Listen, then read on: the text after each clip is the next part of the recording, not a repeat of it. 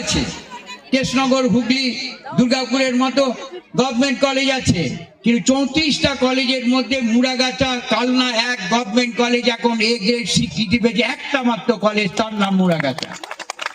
এটা কম বড় কথা নয়। এবং ইউজিসি যা গ্র্যান্ট দেবে আগামী 5 বছরের জন্য এই কলেজের উন্নয়নের কোনো ঘাটতি হবে না, ছেলে মেয়েদের পড়াশোনা সবকিছু।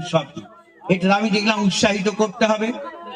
শান্তিকে ব্যস্ত মানুষ, একে শীতের সময় ওদের বায়না অনেক থাকে, এটা অস্বীকার করে লাভ নেই, ওদের শিল্পী, ওরা তো পেটে খেতে হবে, রোজগার তো আছে, কোনটাতে ফাংশন আছে। তাহলে শোনো, তোমাকে আমি কলেজের ফাংশনে নিয়ে যেতে চাই, এখানে আমার জনপ্রতিনিধিরা আছেন, জেলা পরিষদের সদস্য বাপন ওখানে রয়েছেন, আমাদের এই পেছন দিকে তোমার জেলা, ওটা বললাম, এই সৌরভ দেবনাথ যুব সভাপতি, শ্রাবণী পাকে তো চিনে, সৌরভ যুব সভাপতি আছে এখানে। কেন বলবো, আমি স্বপন দেবনাথ, আমার ছেলে বসে আছে, আমি স্বপন দেবনাথ গির্জনগর থেকে 3 কিলোমিটার পায়ে হেঁটে নবদ্বীপ বিদ্যাসাগর কলেজে গিয়েছিলাম।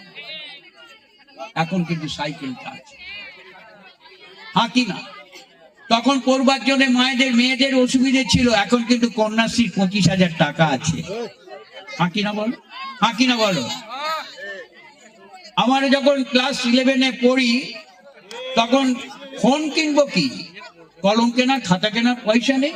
এখন তো মমতাদি তোমাদের নামে 10,000 টাকা স্মার্টফোনের টাকা ঢুকিয়ে দিচ্ছে না, হাঁকি না বলো। হ্যাঁ বল না, বল না, দিচ্ছে। তোর অ্যাকাউন্টে টাকা ঢুকছে তো, আমার অ্যাকাউন্টে নয়, মমতাদির অ্যাকাউন্টে নয়।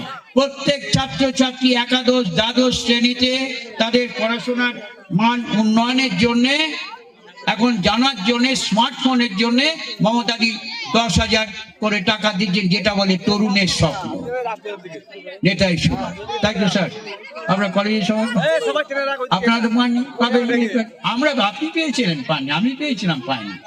তার 10,000 টাকা ওটা জমি কেনার জন্য নয়, কিন্তু ওটা মোটরসাইকেল কেনার জন্য নয়, কিন্তু তোমাকে পড়বার সহযোগিতার জন্য স্মার্টফোন, এগুলোকে স্বীকার করতে হবে।